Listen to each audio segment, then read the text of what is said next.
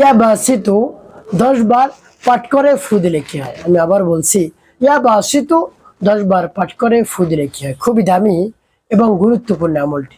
এই আমলটি আপনি শিখে রাখুন, আপনার কাজে লাগবে।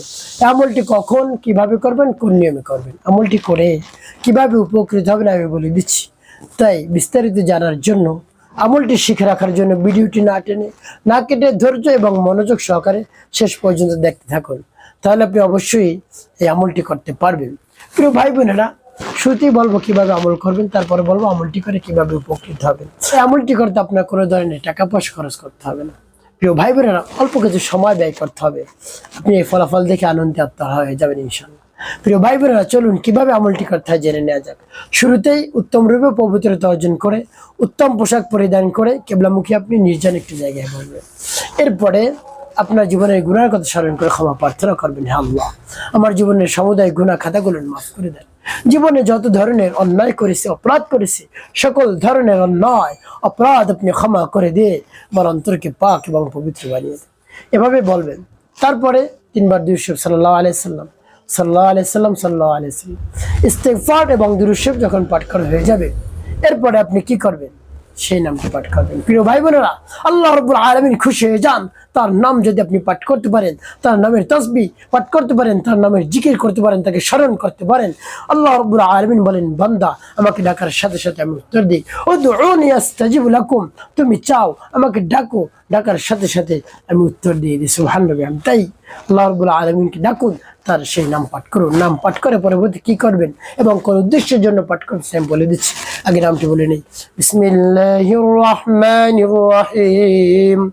ইয়া বাসিতু ইয়া আল্লাহ, ইয়া বাসিতু ইয়া আল্লাহ, ইয়া বাসিতু ইয়া আল্লাহ। পাঠ করা হয়ে যাবে একটু, তারপর আপনি আবারও পাঠ করবেন। বিসমিল্লাহির রহমানির রহিম।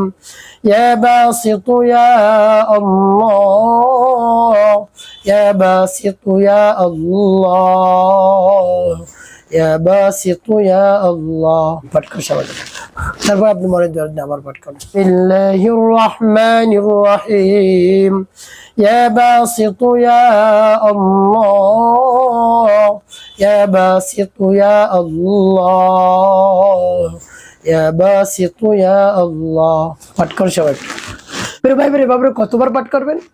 এভাবে গুনে গুনে 10 বার পাঠ করবেন। শেষে 3 বার দুরূদ ইব্রাহিম পাঠ করবেন। আল্লাহুম্মা সাল্লি আলা মুহাম্মাদ ওয়া আলা আলি মুহাম্মাদ কামা সাল্লাইতা আলা ইব্রাহিম ওয়া আলা আলি ইব্রাহিম ইন্নাকা হামিদুম মাজিদ। আল্লাহুম্মা বারিক আলা মুহাম্মাদ ওয়া আলা আলি মুহাম্মাদ কামা বারাকতা আলা ইব্রাহিম ওয়া আলা আলি ইব্রাহিম ইন্নাকা হামিদুম মাজিদ। আল্লাহুম্মা সাল্লি আলা মুহাম্মাদ ওয়া আলা আলি মুহাম্মাদ কামা সাল্লাইতা আলা ইব্রাহিম ওয়া আলা আলি ইব্রাহিম ইন্নাকা হামিদুম মাজিদ। আল্লাহুম্মা বারিক আলা মুহাম্মাদ ওয়া আলা আলি মুহাম্মাদ কামা বারাকতা আলা ইব্রাহিম ওয়া আলা আলি ইব্রাহিম ইন্নাকা হামিদুম মাজিদ। আল্লাহুম্মা সাল্লি আলা মুহাম্মাদ ওয়া আলা আলি মুহাম্মাদ কামা সাল্লাইতা আলা ইব্রাহিম ওয়া আলা আলি ইব্রাহিম ইন্নাকা হামিদুম মাজিদ। আল্লাহুম্মা বারিক আলা মুহাম্মাদ ওয়া আলা আলি মুহাম্মাদ কামা বারাকতা আলা ইব্রাহিম ওয়া আলা আলি ইব্রাহিম ইন্নাকা হামিদুম মাজিদ।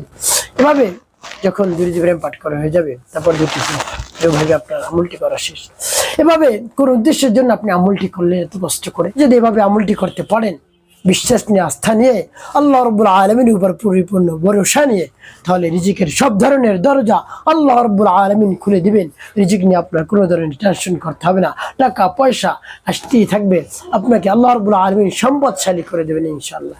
প্রিয় ভাই বোনেরা, এভাবে আমলটি করে সাথে সাথে রব্বি কারিমের দরবারে হাত উত্তোলন করে বলবেন আপনার যত ধরনের সমস্যা রয়েছে পূরণ করে দিবেন। তার কারণ আল্লাহ রাব্বুল আলামিনের নাম পাঠ করলে তিনি খুশি হয়ে যান, চাওয়া মাত্রই সবকিছু দিয়ে দেন। সুবহানাল্লাহ। এই জন্য তার নাম পাঠ করুন, তার কাছে বলুন, অবশ্যই আপনার সকল চাওয়া পাওয়া পূরণ হবে। একটি কাজ করতে হবে, 5 ওয়াক্ত নামাজ আদায় করতে হবে, মানুষের কল্যাণে খেদমতে কাজ করবেন, অবশ্যই আপনার জীবন হবে সুখময় এবং শান্তিপূর্ণ ইনশাআল্লাহ।